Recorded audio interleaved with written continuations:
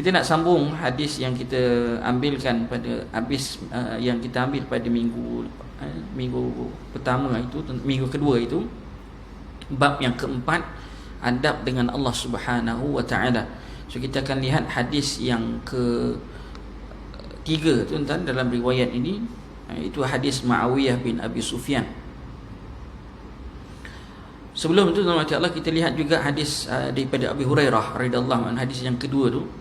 Abu Hurairah radhiyallahu anhu juga berkata bahawa Rasulullah sallallahu alaihi wasallam bersabda, sesungguhnya sesiapa yang tidak meminta kepada Allah, maka Allah akan murka kepadanya. Ini muka surat 11 ini tuan-tuan mati Allah.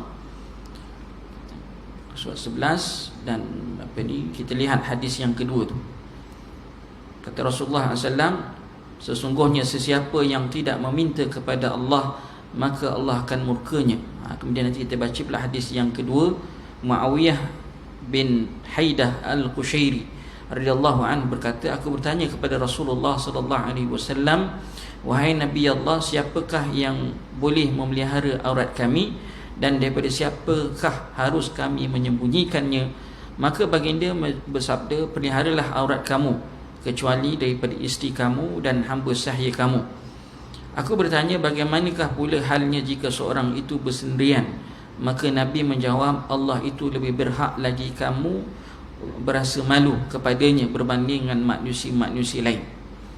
Tuan-tuan yang dirahmati Allah Subhanahu wa taala, alhamdulillah pada malam ni kita dapat seperti mana saya sebut tadi, kita dapat sambung hadis yang kedua kita dalam bab yang keempat ini. Kata Rasulullah SAW, sesungguhnya sesiapa yang tidak meminta kepada Allah, maka Allah akan murka kepadanya. Orang yang tidak mahu meminta dengan Allah Subhanahu wa taala dianggap orang yang takabbur, mutakabbir.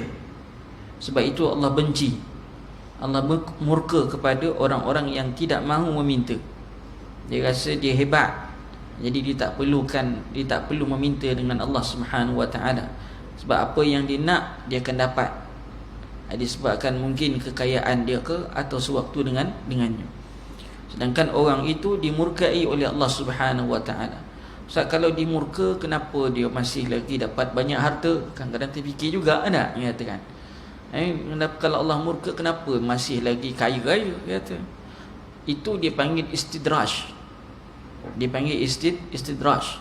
Apa dia istidraj? Istidraj tuan-tuan mati Allah ialah apa yang Allah beri kepadanya untuk mereka tambah lagikan kekufuran mereka, dan akhirnya tuan-tuan mati Allah Subhanahu wa taala akan menerima azab Allah Subhanahu wa taala yang lagi dahsyat, kata. So kita jangan ingat orang-orang yang takabur ini yang mereka boleh hidup, mereka boleh tambah lagi kekayaan, mereka boleh tambah lagi kan kezaliman, mereka ini tuan-tuan mati Allah akan terlepas, tidak. Bahkan mati Allah Subhanahu wa taala, kezaliman yang mereka lakukan makin hari makin bertambah, itulah yang akan menyebabkan mereka terseksa besok dekat akhirat. Sebab tu orang yang beriman dia faham konsep itu, dan tentulah nanti dekat akhirat orang yang beriman ini adalah orang-orang yang berjaya. Qad aflahal mu'minun, katakan. Kita nakkan kesenangan dekat dunia ataupun nakkan kesenangan dekat akhirat, katakan. Kalau diberi pilihan kepada kita, nak dunia ke nak akhirat, tentulah kalau seorang yang bijak, dia akan memilih yang akhirat. Tetapi kita dalam Islam, namanya Allah Subhanahu wa taala, sama sekali tidak boleh meninggalkan dunia, urusan dunia itu. Ada meninggalkan urusan dunia, nak fokus pada akhirat saja, tak boleh. Sebab Allah Subhanahu wa taala berfirman dalam Al-Quran, wala tansa nasibaka minad dunya, jangan kamu lupakan nasib kamu dekat dunia. Kahwinnya, bila berkahwinnya, antaranya ialah berkahwin dekat dunia. Ada menikmati nikmat yang ada. Allah SWT kulu washrabu min rizqillah, katakan makan dan minumlah daripada rezeki Allah. Maknanya di situ ada suruh kita jangan lupa tentang hal keduniaan. Jangan lupa tuan-tuan mati Allah Subhanahu wa. Tetapi bukanlah duduk kita kata dunia itu adalah segala-galanya, tidak. Sebab kita akan menuju ke akhirat, itu adalah perjalanan kita. Sebab itu ulama' duk bagi misalan kita ni ibarat musafir dekat atas muka bumi Allah. Ada ibarat musafir katakan di atas muka bumi Allah Subhanahu wa taala. Maka satu masa kita akan kembali kepada siapa? Inna lillahi wa inna ilaihi raji'un. Sesungguhnya sebab kita ni milik Allah, dan kita akan kembali sesungguhnya kita akan kembali kepada Allah Subhanahu wa taala. Tak ada tempat lain dah. La mafar. Man aina al-mafar? Kalla katakan. Kalla la wazar. Kalla la wazar. Tuan-tuan mati Allah Subhanahu wa taala, tidak mana tempat lari, tak ada dah. Memang kita semua akan dikembalikan kepada Allah Subhanahu wa taala. Maka tuan-tuan, kenapa Allah murka? Salah satunya sebab sifat takabbur itu milik Allah. Hak mutlak Allah Subhanahu wa taala. Manusia tidak mungkin boleh, maknanya tidak bukan makna tidak kita kata nama istilah mungkin manusia kita kata boleh bersifat dengan takabbur. Maknanya bukan tak, bila kita kata tak mungkin manusia boleh bersifat takabbur, itu bukanlah menafikan wujudnya sifat takabbur di kalangan manusia. Bagi orang Islam, sifat takabbur itu adalah merupakan satu perkara yang merupakan dosa besar, ya katakan. Makna takabbur itu. Dan bila seorang itu tidak mahu meminta dengan Allah Subhanahu wa taala, umpamanya mereka ini telah bersifat dengan sifat takabbur. Sebab itu Allah murka kepada mereka. Bahkan kita ini juga dalam bab berdoa, kita dituntut untuk melaksanakan adab-adab dalam berdoa. Adab-adab dalam berdoa tentang mati Allah Subhanahu wa taala. Kita nak minta sesuatu dengan Allah, bukan kita minta macam kita minta dengan kawan. Kita minta sesuatu dengan Allah Subhanahu wa taala, ada kita kata tata caranya, ada adabnya dengan Allah Subhanahu wa taala. Kalau tidak mengikut tata cara yang dianjurkan oleh syarak, yang disunnahkan oleh Nabi sallallahu alaihi wasallam, maka tuan-tuan mati Allah Subhanahu wa taala menyebabkan doa kita jadi tidaklah dimustajabkan oleh Allah Subhanahu wa taala. Bagaimana persoalan Ustaz, macam mana doa itu? Doa Nabi ajar, bila kita nak doa, pertama sekali memuji Allah Subhanahu wa taala. Alhamdulillahirabbil alamin. Lepas tu tuan-tuan bila baca je doa, kita mulakan dengan alhamdulillah. Allahumma, katakan. Ya Allah, segala puji bagi Allah, ya Rahman, ya Rahim, ya Tuhan. Mula dengan memuji Allah. Tengok dalam surah Al-Fatihah. Surah Al-Fatihah juga Allah ajar kita doa pada surah Al-Fatihah tadi. Tengok berapa ayat memuji Allah. Bismillahirrahmanirrahim. Alhamdulillahirabbil alamin. Ar-Rahmanirrahim. Maliki yaumiddin. Iyyaka na'budu wa iyyaka nasta'in. 5 ayat yang pertama semuanya memuji Allah belaka. Sebab sifat Allah itu namanya Allah Subhanahu wa taala takabbur. Dia suka orang puji dia, katakan. Sebab itu dalam salat kita, bila kita kata alhamdulillahirabbil alamin, Allah berkata pada malaikat, tengok malaikat, hamba-hambaku hamadani abdi, hamba-hambaku telah memuji aku. Ar-Rahmanir-Rahim, majadani abdi, tak mengagung-agungkan hamba aku, telah mengagung-agungkan aku. Allah berbangga dengan hamba, katakan. Jadi tuan-tuan macam Allah Subhanahu wa taala, kita minta pertama sekali bila nak berdoa itu ialah dengan menggunakan dengan memuji Allah terlebih dahulu. Paling tidak pun alhamdulillahirabbil alamin. Paling tidak, katakan. Nak baca bismillah pun tak, bismillahirrahmanirrahim, alhamdulillahirabbil alamin, tak ada masalah. Paling tidaklah, katakan. Tapi jangan kita kata gopoh. Istilahnya orang meminta dengan Allah itu gopoh, katakan. Gopoh dalam meminta, maknanya terus minta tanpa ada mukaddimah dulu, sehingga ditakrifkan begitu. Jadi lepas berdoa menyebut memuji Allah Subhanahu wa taala, yang kedua kita letak berselawat ke atas Nabi sallallahu alaihi wasallam. Lepas berdoa, lepas memuji, selawat ke atas Nabi. Allahumma salli ala Muhammad wa ala alihi wa sahbihi wa barak wa sallam. Nak baca selawat yang kita kata selawat yang kita dalam semayang tadi pun boleh. Allahumma salli ala Muhammad wa ala ali Muhammad kama sallaita ala Ibrahim wa ala ali Ibrahim. Allahumma barik ala Muhammad wa ala ali Muhammad kama barakta ala Ibrahim wa ala ali Ibrahim fil alamin innaka Hamidum Majid. Boleh, tak ada masalah. Lepas tu baru minta. Lepas tu baru minta. Baru minta dengan apa yang kita nak minta. Dan ada juga setiap kali kita minta pula tu, kata Allah Subhanahu wa taala dalam Al-Quran, walillahil asmaul husna fad'uhu biha.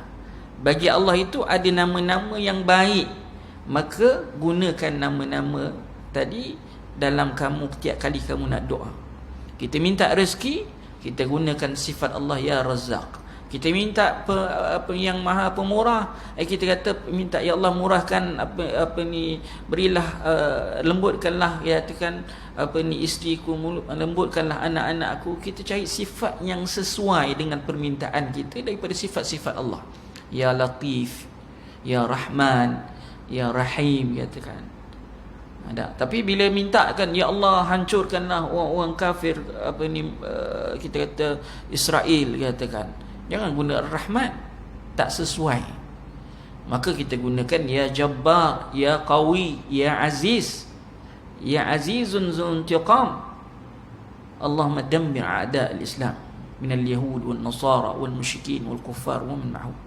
Barulah kena ada sesuai. Dan diakhiri tuan-tuan rahmati Allah doa tadi dengan sekali lagi berselawat ke atas Nabi sallallahu alaihi wasallam dan juga memuji Allah Subhanahu wa taala. Wa sallallahu ala Muhammad wa ala alihi wa sahbihi wa baraka wasallam walhamdulillahi rabbil alamin. Ataupun subhanakallahumma dalam ayat zikir-zikir ataupun doa-doa yang lain pun boleh dibaca, tadi masalah. Yang pentingnya memuji Allah, selawat, baru kita minta. Lepas tu selawat dan kemudiannya diakhiri dengan memuji kembali Allah Subhanahu wa taala. Itu track dalam kita nak berdoa. Jangan terus minta. Katakan. Paling tidak pun nama Allah Subhanahu wa taala mulakan dengan Allahumma, katakan. Ya Allah. Ada. Ya Rabb, ya Rabb, katakan. Jangan minta terus bagilah aku ni terus. Tak boleh, katakan. Minta dengan menyebut, memuji Allah dulu, katakan. Kemudian rahmat Allah Subhanahu wa taala, hadis yang kedua yang kita nak bacakan pada malam ini merupakan hadis ketiga dalam bab ini. Aku bertanya kepada Muawiyah bin Haidah Al-Qushairi radhiyallahu anhu berkata, aku bertanya kepada Rasulullah sallallahu alaihi wasallam, wahai Nabi Allah, siapakah yang boleh melihat aurat kami dan daripada siapakah harus kami menyembunyikannya? Aurat nama Allah Subhanahu wa taala, sama ada kita semua tahu dah aurat lelaki parah mana, aurat perempuan parah mana. Ada, kita semua maklum, sedia maklum. Tapi mutaakhir ini kita kata macam-macam fashion dia. Pakai tudung tapi nampak lengan. Ada, tutup lengan, pakai tutup sampai pergelangan tangan apa semua tapi nampak kepala rambutnya. Ada, tutup lengan tutup, semua tutup, kepala tutup tapi nampak lehernya pula, katakan. Macam-macam fashion hari ni tuan-tuan. Semuanya tadi tidak menepati syarak, katakan. Andai kata tuan-tuan mati Allah Subhanahu wa taala, adakah seorang itu dikatakan telah menutup aurat hanya sekadar dia pakai tudung, makna pakai tudung tapi nampak lengan, adakah itu dipanggil menutup aurat? Tidak. Aurat bukan hanya pada menutup kepala tu dah ditutup aurat dah, katakan. Aurat apabila orang perempuan ditutup semuanya kecuali dua tapak tangan dan muka. Itu aurat perempuan. Aurat lelaki menurut Allah Subhanahu wa taala ialah paling tidak pun di antara pusat dengan betis kata. Pada lutut tutup. Tapi takkan nak pergi kerja tutup tu je kot. Tak. Tutuplah keseluruhannya yang sepatutnya ditutup kata. Kemas kata. Jadi tuan-tuan yang dirahmati Allah SWT, di situ sebenarnya Islam ini bukanlah kata apa nak tidak memberi kebebasan kepada wanita, tidak. Bahkan Islam nak menjaga wanita itu sendiri. Ditutup elok-elok. Kalau orang tanyalah katakan, kalau hari ni kalau nak dapatkan buah yang sedap, yang enak, katakan kalau buah apa tu, buah jambu ke buah apa ke, mesti dibungkus. Ada barulah nampak elok katakan. Ada umpama gitulah katakan. Islam namanya Allah, ada je buah yang nanti ada je ustaz buah yang tak dibungkus, elok je buahnya. Jadi kalau duduk main macam tu katakan. Nak ceritakan tadi kita kata nak apa ni, tutup aurat Islam tu menjaga normatif Allah Subhanahu Wa Taala untuk kebaikan, bukan untuk nak mengungkung, tidak katakan. Kalau kita kata, adakah ustaz orang perempuan ni dia tak boleh ke pakai apa ni, ada orang tanya saya. Dia kata Cina lah, Cina. Ada orang Cina. Dia kata orang Islam tak boleh pakai ke apa ni, Chinese tanya orang Cina tanya, orang Islam tak boleh pakai ke seluar pendek, perempuan tak boleh pakai ke seluar pendek?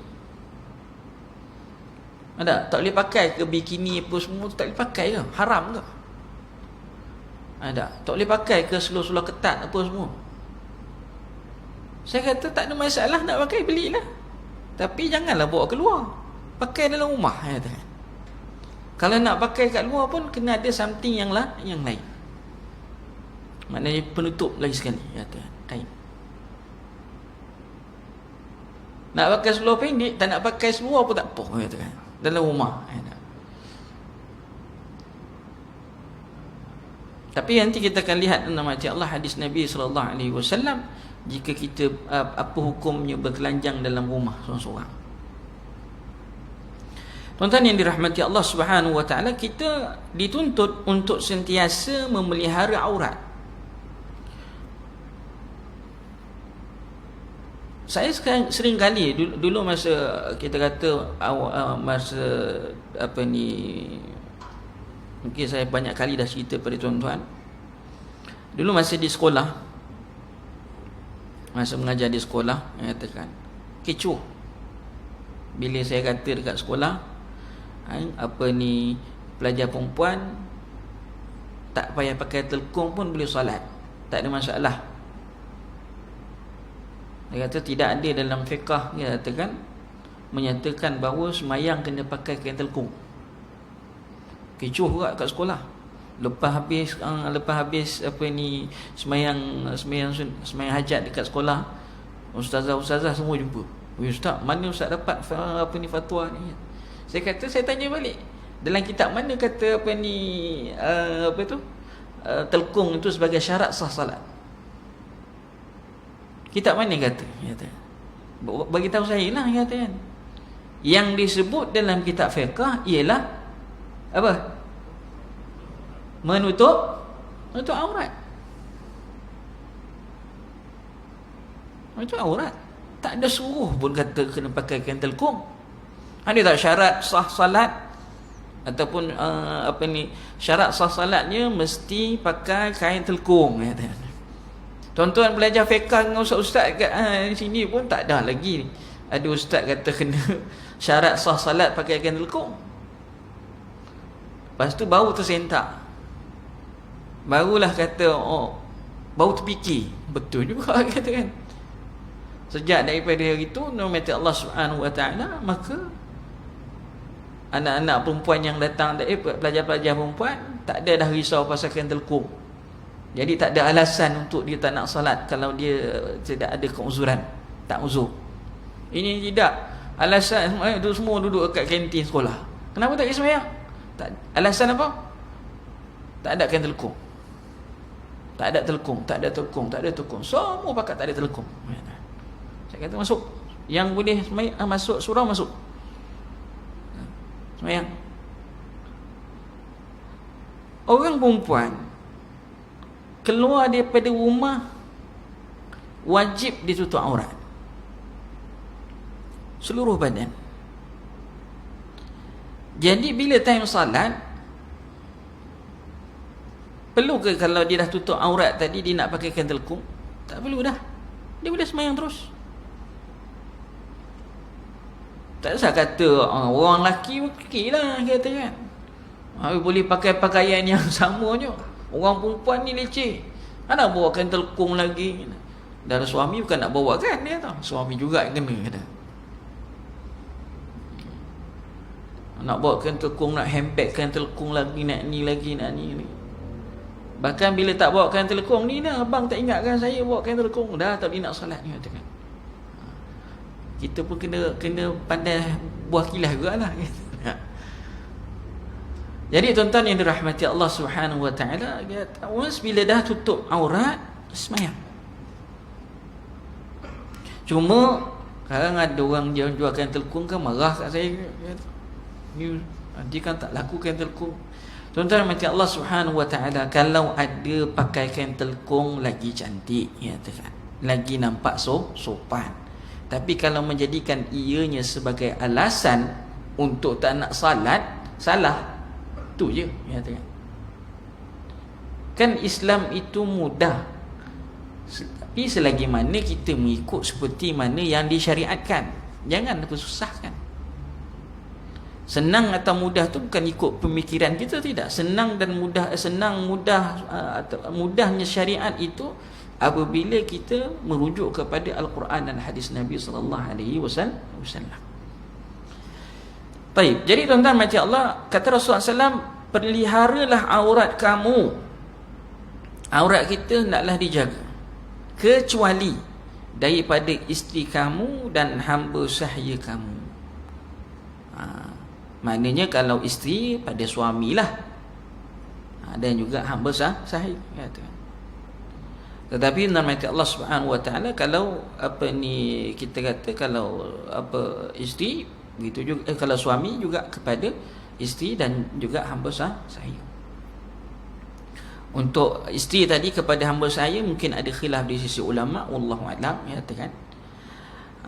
Bab aurat ni banyak timbul isu. Ustaz, kalau kata orang perempuan dia aurat lelaki dengan lelaki, perempuan dengan perempuan, lelaki dengan dengan perempuan, kemudian nama Allah perempuan dengan perempuan yang sesama Islam dengan perempuan yang bukan Islam. Semua tu ada dia punya hukum tersendiri katakan.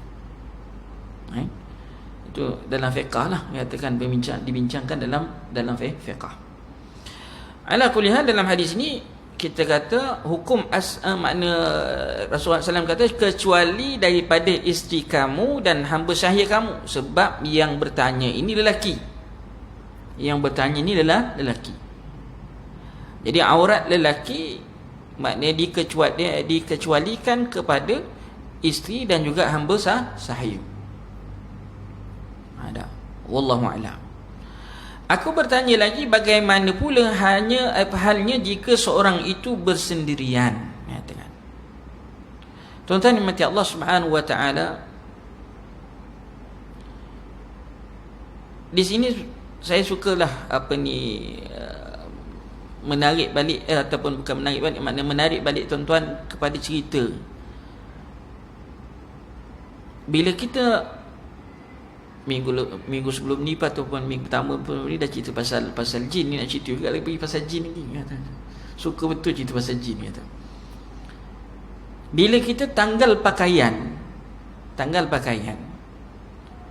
makhluk lain, kita kata kalau kita dalam rumah kita tanggal je pakaian,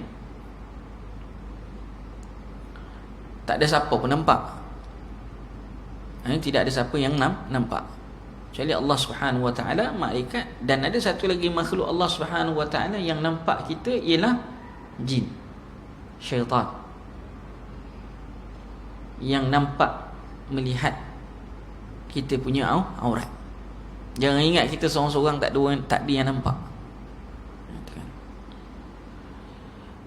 Tetapi cara untuk kita nak menghalang pandangan jin daripada melihat aurat kita, tuan-tuan mati Allah Subhanahu wa taala, seperti mana yang dianjurkan oleh Rasulullah sallallahu alaihi wasallam dalam hadisnya, ialah dengan membaca bismillah. Tanggal baju baca bismillah. Sebab itu sunnah Nabi sallallahu alaihi wasallam juga bila masuk tandas, bismillah, Allahumma inni a'udzubika minal khubthi wal khaba'ith. Kalau biasa kita baca Allahumma inni a'udzubika minal khubthi wal khaba'ith saja, tapi ada dalam riwayat yang lain kita juga dituntut untuk membaca bismillah ketika nak masuk tandas. Bismillah, Allahumma inni a'udzubika minal khubthi wal khaba'ith. Kata Rasulullah SAW dalam hadis yang lain, bismillahi sitrun. Bismillah itu adalah pendinding, kata. Pendinding, kata. Maka Allah SWT lindungi kita lah. Jadi namanya Allah Subhanahu wa taala, kalau dalam hadis ini juga menjelaskan kepada kita, Allah, kalau kita seorang dalam rumah, kita tanggal pakaian kita, kata Nabi sallallahu alaihi wasallam, Allah itu lebih berhak lagi untuk kamu berasa malu kepadanya berbanding dengan manusia-manusia lain. So apa hukumnya Ustaz? Nyatakan. So di sini tuan mati Allah Subhanahu wa taala ada yang menjatuhkan hukumnya adalah haram, nyatakan. Haram walaupun seorang-seorang diri, tanggal pakaian bugil kat dalam rumah, nyatakan. Dalam tandas ke dalam rumah ke, kita tak dibenarkan, nyatakan. Nak mandi kena pakai pakaian mandi khas untuk mandi. Dalam bilik tak boleh tanggal pakaian macam tu dan telanjang, tak boleh. Ada yang pandangan satu lagi makruh tanzih, katakan, atau makruh yang kita kata yang walaupun hukumnya makruh, tapi makruhnya nak syadid lah, katakan. Nak sampai tahap haram dah, katakan. Yang itu yang kebanyakan ulama pegang, katakan. Seelok-eloknya elakkan daripada kita kata telanjang itu, katakan. Ada. Wallahu a'lam. Kalau kita kata tanggalkan pakaian itu, sunnahnya baca bismillah. Tapi kalau kita kata apa ni, nama Allah Subhanahu wa taala, orang kata ala ustaz makruh, terpulang lah. Terpulang. Makruh boleh lagi Ustaz kan? Katakan. Biasalah orang kita dah. Makruh boleh lagi kan? Katakan. Boleh, katakan. Tapi hukumnya makruh, katakan. Ada. Kalau orang kata berdosa ke saya kalau saya buat, Ustaz, katakan. Kita kata tidaklah berdosa, katakan. Sebab hukumnya adalah makruh, katakan. Wallahu a'lam. Jadi rahmati Allah Subhanahu wa taala itu adab kita dengan Allah Subhanahu wa taala. Walaupun kita istilahnya kita dalam bersendirian, tetap kita kena beradab dengan Allah. Beradab dengan Allah Subhanahu wa taala, mana bila kita bersendirian bukan bermakna tak ada orang yang tahu tentang diri kita. Kita bersendirian, Allah Subhanahu wa taala Maha mengetahui. Malaikat ada kiri dan kanan kita, raqibun atid, mencatat amalan kita. Ada. Bukan setakat malaikat saja, kita kata keliling kita dalam rumah kita semua jin, apa semua tu, syaitan semua tu. Kita dia tak nampak ni. Kalau kita nampak dia senang. Ada. Masalah tak nampak. Ada. Wallahu a'lam. Ada orang boleh nampak, kata kan. Nampak tu rezeki dia lah, kata. Rezeki dia. Saya boleh nampak Ustaz, saya tengok apa ni, kita tu cantik-cantik belaka tu. Enak. Comel-comel belaka Ustaz, katakan. Wallahu a'lam. Satu je nak pesan, ada. Dalam Al-Quran, saya tengok ayat ni mana, wallahu a'lam. Apa ni, Imam Syafi'i berhujah kan ayat itu bahawa kita tidak akan dapat melihat jin dalam rupa bentuk parasnya yang asal. Tak boleh. Tak mungkin, katakan. Ini tidak mungkin. So yang kita nampak itu adalah jin jelmaan. Jelmaan. Baik. Kemudian dalam ayat Allah Subhanahu wa taala itu kita kata tiga hadis yang kita bacakan, dan kita lihat dalam ayat Allah Subhanahu wa taala beberapa pengajaran hadis. Muka surat 12 tu. Antara adab dengan Allah adalah tidak menyunggutukannya dengan sesuatu pun dalam ibadah kepadanya. Ini kerana perbuatan menyekutukan Allah itu menafikan hakikat keikhlasan dalam beribadah. Apabila seorang itu mengadu kepada selain daripada Allah, hakikatnya dia sedang mengadukan tentang Allah yang Maha Penyayang kepada manusia yang tidak menyayanginya. Sebaliknya, dia seharusnya kembali kepada Allah pada setiap masa dan sentiasa bersangka baik dengan Allah, kerana Allah lah yang paling mengasihi hamba-Nya lebih daripada sesiapa yang lain. Satu hari Nabi SAW memberi contoh pada para sahabat bagaimana kasihnya Allah terhadap hamba-Nya. Nabi kata dekat para sahabat, tengok seorang ibu tu bagaimana dia peluk anaknya. Peluk. Maka kata Nabi SAW, Allah Subhanahu wa ta'ala sayangkan hamba-Nya lebih daripada itu. Allah lebih bila Allah sayang pada hamba-Nya lebih daripada itu. Sebab itu dalam hadis Nabi SAW, ada hadis yang lain disebut nama Allah Subhanahu wa ta'ala, Allah Subhanahu wa ta'ala idza ahabba fulanan, Allah bila mencintai seorang, dia bila mencintai seseorang, nada Jibril, dia akan panggil Jibril, wahai Jibril, fa inni uhibbu fulan min fulan, wahai Jibril, sesungguhnya aku mencintai fulan bin fulan, fa ahibbu, kau pun kena cintakan kepada orang ni. Summa Jibril alaihi salam, kemudian Jibril pun pergi panggil nada ahlas sama, Jibril pun pergi panggil seluruh penduduk langit, innallaha yuhibbuhu, sesungguhnya Allah mencintai fulan bin fulan, fa ahibbuhu, wahai penduduk langit, korang semua kena cintakan lelaki ni ataupun individu ni. Maka seluruh penduduk langit nama Allah mencintai fulan bin fulan. Bila seorang itu dicintai oleh Allah Subhanahu wa ta'ala, segala apa yang dia lakukan semua mendapat petunjuk dari Allah. Dia mendengar dengan petunjuk Allah, dia melihat dengan petunjuk Allah, dia bercakap dengan petunjuk dari Allah. Segala-galanya semuanya dengan petunjuk Allah Subhanahu wa ta'ala. Sebab itu dalam hadis yang lain juga kata Allah Subhanahu wa ta'ala, man taqarraba ilayya 'abdi man taqarraba ilayya 'abdi auzubillahi minasyaitonir rajim, dia katakan, wa ma taqarraba ilayya 'abdi wa ma taqarraba ilayya 'abdi shibran illa taqarrabtu minhu dhira'an, atau kama qala Nabi sallallahu alaihi wasallam. Kata Rasulullah sallallahu alaihi wasallam, Allah Subhanahu wa ta'ala firman, siapa yang mendekatkan dirinya kepada aku sejengkal, taqarrabtu ilaihi zira'an, maknanya aku dekatkan diriku kepadanya sejengkal. Siapa yang mendekatkan dirinya kepada aku sejengkal, siapa yang dekatkan dirinya kepada aku sejengkal, aku akan dekatkan diriku kepadanya satu hasta. Siapa yang mendekatkan dirinya kepada aku satu hasta, aku akan dekatkan diriku kepadanya satu depu. Siapa yang dekatkan dirinya kepada aku dengan berjalan kaki, aku akan dekatkan diriku kepadanya harwalatan, berlari-lari anak. Ini kiasan. Ini kiasan.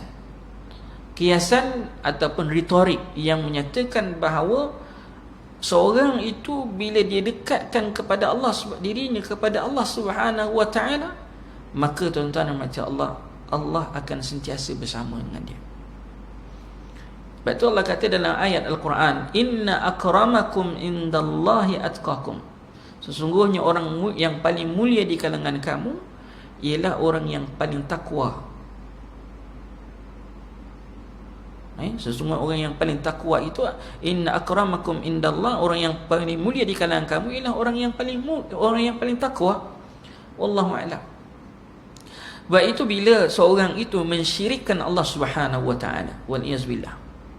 Bila seorang itu mensyirikkan Allah Subhanahu wa taala, sama ada dari kita kata dari segi konsep ketuhanannya, ataupun dalam konteks ibadahnya ke, ataupun dalam konteks sifat-sifat dan nama-nama Allah Subhanahu wa taala, maka kita kata namati Allah, wal iyaz billah, Allah Subhanahu wa taala menghukum orang-orang ini jika dia mati dalam keadaan itu, dalam erti kata lain dia mati dalam keadaan syirik, maka Allah tidak akan mengampunkan dosanya. Tapi dosa selain itu Allah berhak untuk ampunkan. Sebab dalam hadis Nabi SAW, Nabi kata, man atani yawmal qiyamah biqurabil ardi khatayah, siapa datang pada aku pada hari kiamat kelak dengan membawa seisi dunia, seisi bumi dosanya, maka dan tidak mensyirikkan aku dengan sesuatu pun, fa'ataituhu bimaghfirat, maknanya aku akan datang kepadanya keampunan sebanyak tu juga. Dan Allah Subhanahu wa taala dengan orang yang beriman ini kita kata rahim, wa kana bil mu'minina rahimah.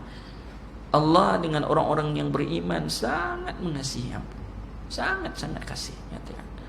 So kita jangan rasa kita ni lost, kita ni ditinggalkan, kita ni disia-siakan. Jangan ada perasaan itu dalam diri kita sebagai orang yang beriman. Sentiasalah ingat kepada Allah Subhanahu wa taala. Jangan putus asa. Sebab tu kata Allah Subhanahu wa taala, la tayasu min rahmatillah. Jangan putus asa dengan rahmat Allah Subhanahu wa taala. Kadang-kadang kita kata Allah nak uji kita, kita tak tahu, kita minta tak dapat, bertahun-tahun tak dapat, tapi kita jangan leka. Jangan sekali-kali putus asa. Terus minta. Sampai bertahun-tahun pun terus minta. Dan pastinya dengan mati Allah Subhanahu wa taala, Allah akan kabulkan doa. Untuk kita berhenti minta dengan Allah Subhanahu wa taala, maka di situ akan mengundang kemurkaan Allah Subhanahu wa taala. Jangan putus asa, katakan. Jadi kita kata, ingat, innallaha ma'ana. Allah sentiasa bersama dengan kita. Dalam hal apa jua sekalipun, sebagai orang yang beriman, kita sentiasa ingat bahawa Allah ada bersama dengan kita. Wallahu a'lam. Masuk waktu azan dahulu, kemudian kita sambung sikit.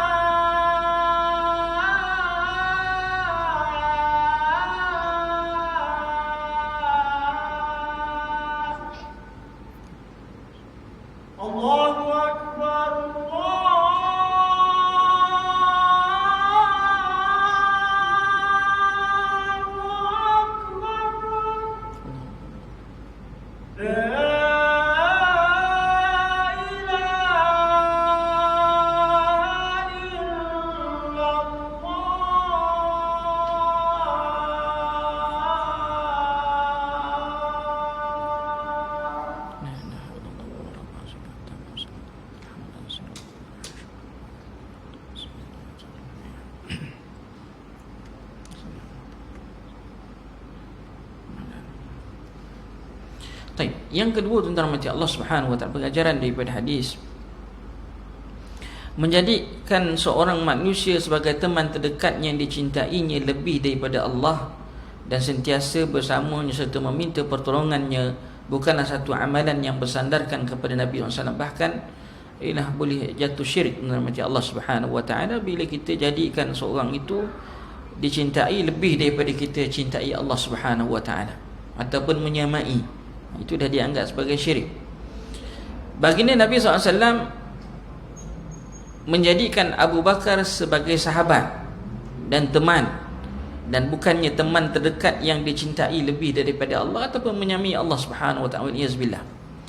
Menjadikan Allah satu-satunya teman terdekat iaitu khullah adalah tanda sempurna pengembalian diri dan persangkaan baik kepada Allah. Itu yang saya kata tadi, kita kena ingat sentiasa bahawa Allah sentiasa bersama dengan kita. Adapun seorang hamba serapat mana pun dia dengan kita dan sedekat mana pun ia dengan jiwa kita, dia tetap akan marah dengan kita jika kita terlalu banyak meminta. Orang paling rapat dengan kita sekalipun, nama Allah, isteri kita ke apa ke, hak yang paling rapat lah dengan kita siapa? Isteri kita lah. Tak? Yang tidur sekatil dengan kita apa semua. Hak tu pun kalau minta pun kadang-kadang apa minta tolong ke apa boleh apa ni, ada yang menolak, ada yang marah apa semua, itu biasa, katakan. Itu manusia dengan manusia. Tetapi Allah Subhanahu wa taala dalam hadis yang kedua tu kata berbeza dengan Allah. Allah akan marah kalau kita tidak meminta.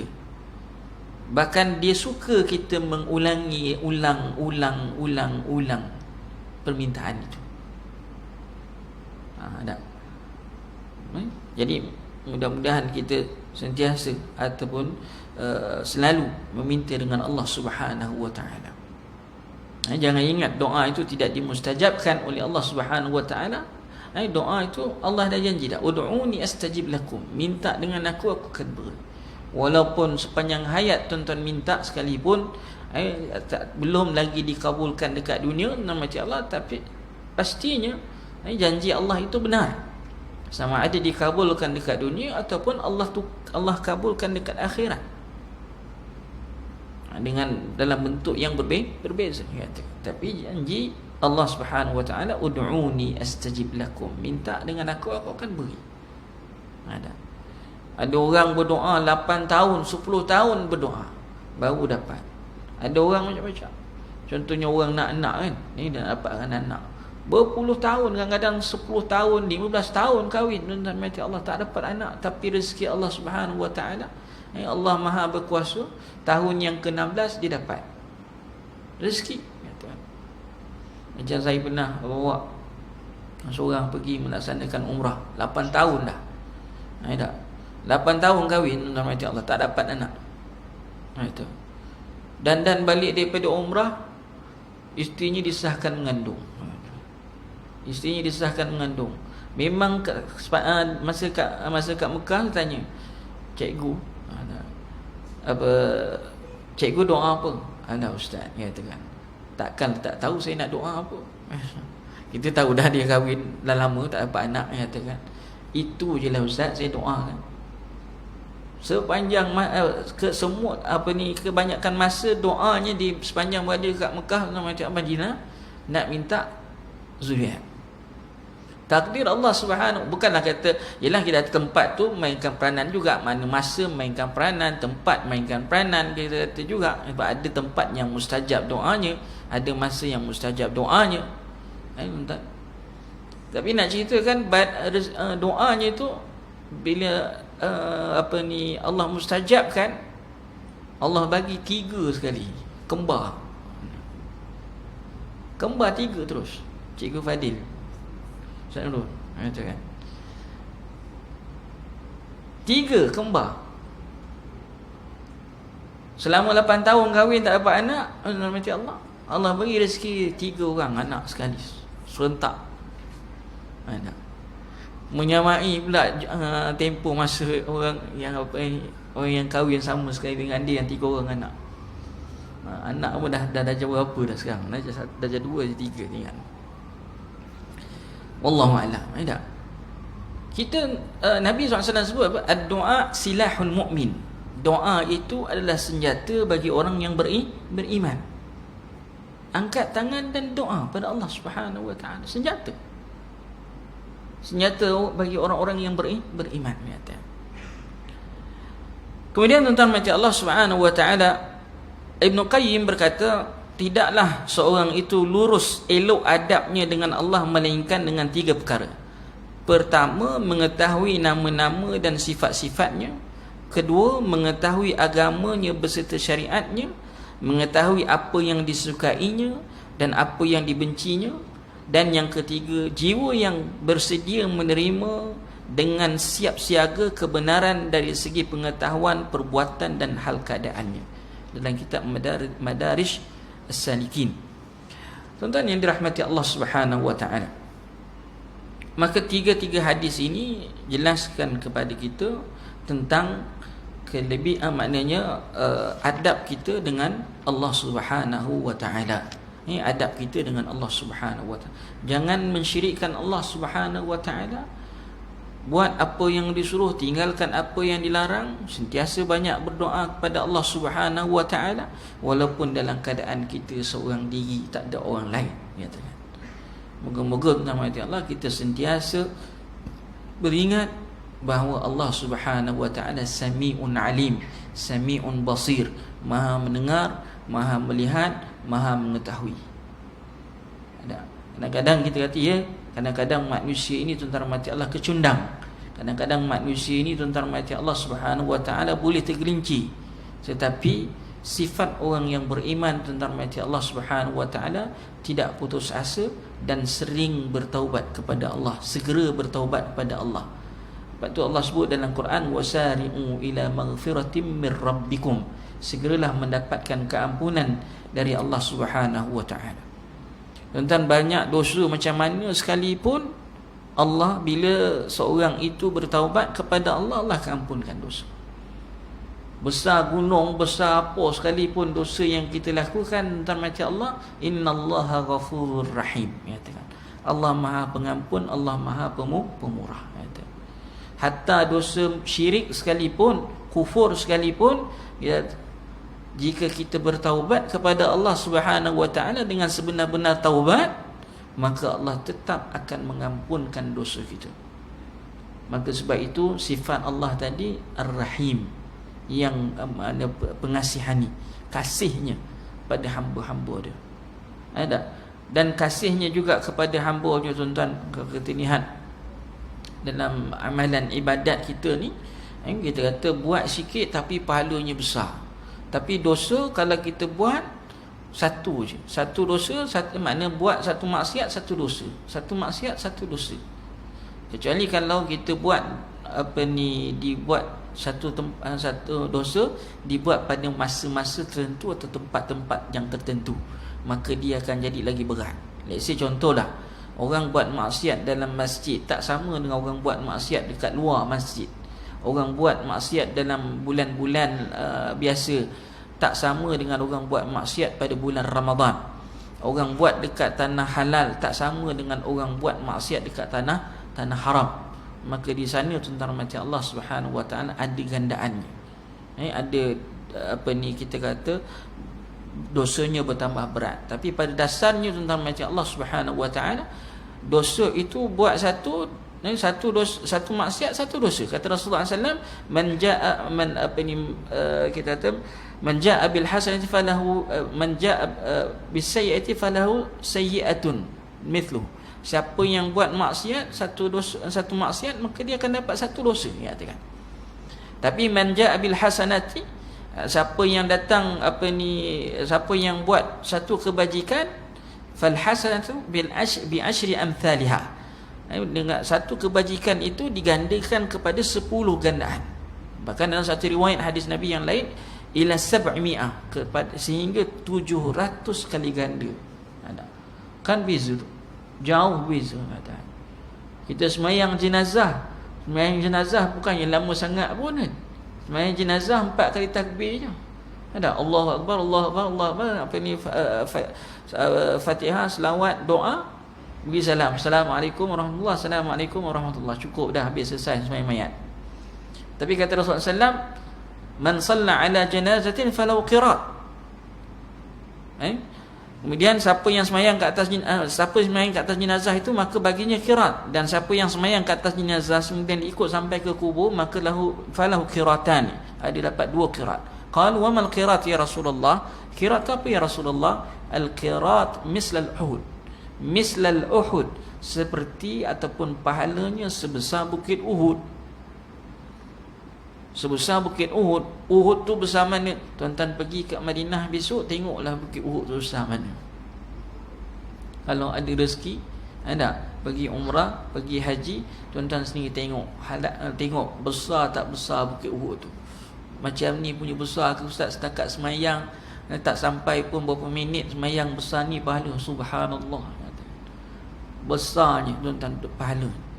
Lepas tu ulama duk karang kitab, ada buku-buku yang dikarang katakan amalan yang kecil pahalanya besar, katakan.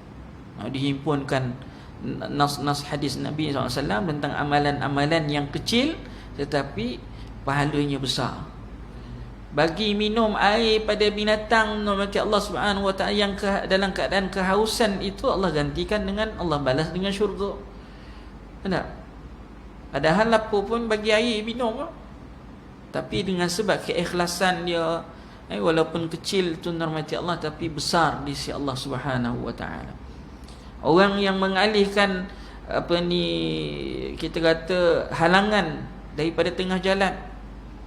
Kadang-kadang kita tengok ada orang sanggup berhenti tepi highway kan, berhenti tepi highway, tengok ada benda yang menghalang tengah jalan, dia berhenti, bahayakan diri dia, pergi ambil, walaupun dia tahu sebenarnya kalau dibiarkan pun nanti adalah orang bagian yang lalu lintas highway itu akan buang. Tapi nak menunggu orang tu datang, mungkin dah berapa ramai orang bergelimpangan dekat atas jalan raya tadi, maka dia ambil inisiatif untuk buang benda tu. Subhanallah. Kata Nabi dalam hadis Nabi SAW, orang lelaki yang ada, orang tu dimasukkan, kisah Bani Israel itu, dia menghilangkan halangan itu daripada gangguan laluan orang, Allah balaskan dengan syurga, tuan-tuan. Kecil katakan. Lepas tu kata Rasulullah SAW dalam hadis yang lain, la tahkiranna minal ma'rufi syai'a, jangan kita memperkecilkan amalan itu walaupun sedikit. Jangan kita kecilkan amalan tu satu pun. Alah, kecil je tu kot, katakan.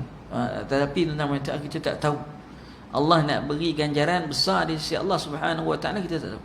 Lepas tu disambung hadis tu, walau an talqa akhaka biwajhin taliq, walaupun setakat kamu beri senyuman saja kat saudara kamu, senyum je, katakan, pun tuan-tuan mati Allah, ganjarannya di sisi Allah Subhanahu wa taala amatlah, kita kata berganda-ganda. Satu kebajikan paling minima Allah kata dalam Nabi sebut dalam hadis dia 10 gandaan. Minimum 10 gandaan. Satu kebajikan 10 gandaan pahala. Subhanallah. Itu belum lagi kita kata sampai ke 700 dan sebagainya. Wallahu a'lam. Jadi tuan-tuan mati Allah, setakat itu sahaja yang sempat kita kongsikan, yang sempat saya kongsikan dengan tuan-tuan. InsyaAllah nanti kita masuk bab yang kelima, iaitu bab adab bersama dengan Nabi sallallahu alaihi wasallam dan juga Ahlul Bait. Ni seronok nak bincang tentang Ahlul Bait, tuan-tuan mati Allah, iaitu tentang ahli keluarga Nabi sallallahu alaihi wasallam. Dekat Malaysia ni ada ke Ustaz Ahlul Bait? Katakan rujuk kat situ. Adakah yang dipanggil Habib ini, adakah mereka itu Ahlul Bait? Katakan pun nak juga, kita nak jawab jugalah, katakan pada siri yang akan datang insya-Allah. Mati Allah, kita nak tahu dia siapa Ahlul Bait. Kadang-kadang tengok namanya tu ada dah hujung itu menisbahkan dirinya kepada Ahlul Bait, tetapi tengok ragap dia ustaz, tak nutup aurat, seksi lagi, katakan. Macam mana tu ustaz ni, katakan. Tak. Kemudian kalau tengok, kita katakan tengok raja apa, kita kata yang sekarang ini, kalau nak tengok yang memang confirm itu adalah keturunan Nabi, ialah Raja Jordan, Malik Abdullah, ya kan. Itu memang confirm apa ni keturunan Nabi. Tapi dia daripada silsilah Husain. Dia adalah daripada keturunan Husain. Kalau keturunan Hasan, paling jelas ialah Raja Morocco sekarang. Morocco dia ada raja dia. Raja Morocco tu adalah dia punya keturunan dia, susul galurnya adalah Sayyidina Hasan, ya kan. Itu memang confirm. Kalau pergi kat Masjid Hasan Sani tu dekat apa ni, tepi pantai besar, saya pernah sampai kan, masjid tu tak ada sebatang kipas pun dalam masjid. So besar-besar masjid, kipas tak ada, aircon tak ada, tuan-tuan. Tuan-tuan rasa dalam tu agak kita macam ni, kalau tak ada kipas, tak ada aircon, semua berasap dalam ni. Dia buat satu masjid nama Allah yang sangat hebat, katakan di kita tadi Morocco sana, tepi pantai, tepi laut, tidak ada kipas, tak ada apa ni, sebesar-besar lah, sebesar-besar masjid tak ada kipas. Dan di tiang tengah-tengah tu tertulis dia punya keturunan dia sampai kepada apa ni, Sayyidina Hasan dan kepada Rasulullah sallallahu alaihi wasallam. Daripada raja dia lah, raja dia satu siapa, bapak dia siapa, bapak dia siapa, bapak dia siapa, sampailah kepada Sayyidina Hasan dan pada Rasulullah sallallahu alaihi wasallam, ya, cucu Nabi sallallahu alaihi wasallam. Jadi tuan-tuan yang mati Allah Subhanahu wa taala, kat Malaysia ni antaranya kita kata ada pun kita akan lihat nanti kalau ada kesempatan, saya cuba apa ni buat research sikit, katakan kabilah Arab yang apa ni yang ada kat Malaysia ni, yang keturunannya adalah kepada Rasulullah sallallahu alaihi wasallam.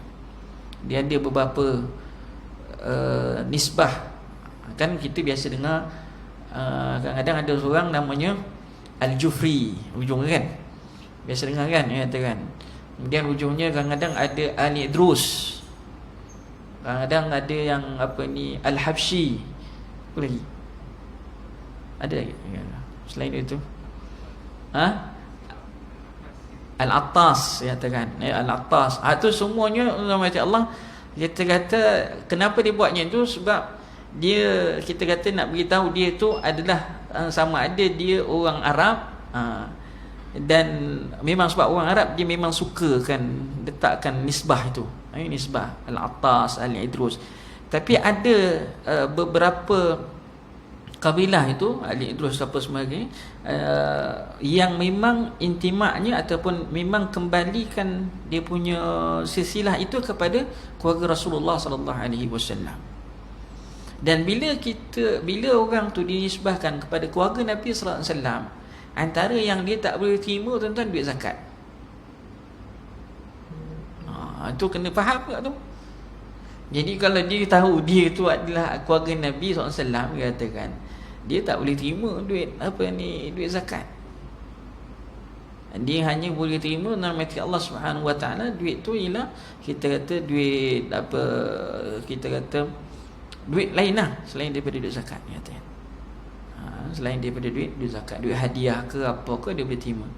Kita nak kata nak khumus daripada 1/5 daripada duit hasil apa ni peperangan, mana ada peperangan sekarang kan? Jadi kita kata nama Allah. Saya ada seorang dulu apa ni kawan lah, katakan apa ni orang Melayu kita, dapat dia tahu dia tu silsilah dia kepada apa ni, ada silsilah dia kepada Nabi SAW, dia tak terima duit zakat. Dia tahu, katakan. Jadi kadang-kadang benda ni kadang-kadang takut dia orang tak tahu. Dia tahu dah generasi dah keberapa dah, dia katakan kat Malaysia ni, wallahu a'lam, tak tahu. Mungkin bukannya kita kata tuan-tuan mati Allah, keturunan Nabi itu bukanlah satu tiket untuk nak jamin seorang itu masuk syurga. Itu kita kena faham baik-baik. Kata Rasulullah SAW kepada Fatimah radhiyallahu anha, Fatimah Zahra, kata Rasulullah SAW, "Anqidhi nafsaki minan nar." Wahai Fatimah, selamatkan diri kamu sendiri daripada api neraka. kasihnya kita kepada Ahlul Bait, setiap kali kita salat nama Allah Subhanahu wa taala, ahli sunnah wal jamaah, setiap kali salat kita akan berselawat ke atas Nabi dan keluarga Nabi SAW. Allahumma salli ala Muhammad wa ala ali Sayyidina Muhammad. Kan? Dia katakan ahli keluarga Nabi SAW. Setiap kali kita salat nama Allah, tak kira fardu ke, tak kira sunat ke, kita akan baca Allahumma salli ala Muhammad wa ala ali Muhammad. Ada katakan kasihnya orang ahli sunnah ini tidak adalah katalah Syiah tu dikata dia cintakan Nabi lebih daripada dia cintakan ahli keluarga Nabi. Tu kita kata decoy saja, ada pembohongan saja. Istilah kita kata dalam bahasa Melayu lama dia panggil decoy. Kita pun jarang dengar dah apa decoy ni, katakan. Decoy ni dia katakan pembohongan, dia ada tujuan lain, katakan. Dia membohong dengan ada niat yang lain. Itu panggil decoy, katakan.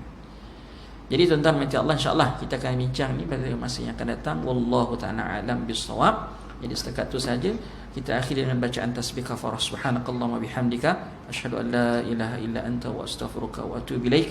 Assalamualaikum warahmatullahi wabarakatuh.